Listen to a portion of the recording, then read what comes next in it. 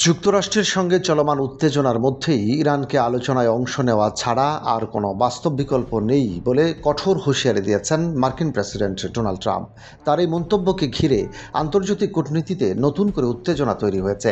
মঙ্গলবার মার্কিন সংবাদ মাধ্যম সিএনবিসিকে দেওয়া এক সাক্ষাৎকারে ট্রাম্প বলেন, পাকিস্তানে অনুষ্ঠিতব্য আলোচনায় অংশ নিতে ইরানকে অবশ্যই প্রতিনিধি দল পাঠাতে হবে।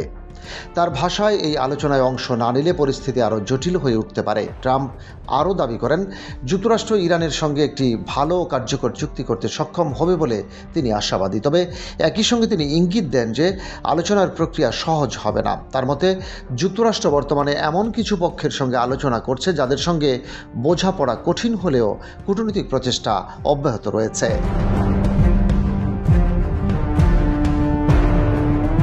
সাক্ষাৎকারে তিনি আরও বলেন, ইরানের বিভিন্ন বন্দরের উপর যুক্তরাষ্ট্রের নৌ অবরোধকে তিনি একটি বড় সাফল্য হিসেবে দেখছেন। এই পদক্ষেপ পরিস্থিতিকে যুক্তরাষ্ট্রের অবস্থানকে আরও শক্তিশালী করেছে বলেও মন্তব্য করেন তিনি।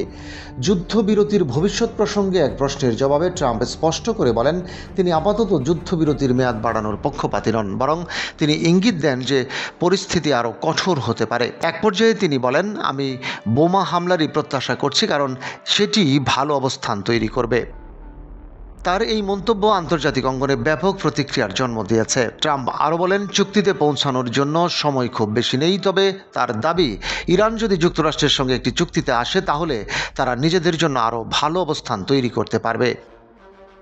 এদিকে পাকিস্তানে অনুষ্ঠিতব্য পরবর্তী দফার শান্তি আলোচনায় ইরানের অংশগ্রহণ নিয়ে এখনও অনিশ্চয়তা কাটেনি। পাকিস্তানের তথ্যমন্ত্রী আতাউল্লাহ তারার জানিয়েছেন, তেহরানের আনুষ্ঠানিক সিদ্ধান্তের জন্য তারা এখনও অপেক্ষা করছেন।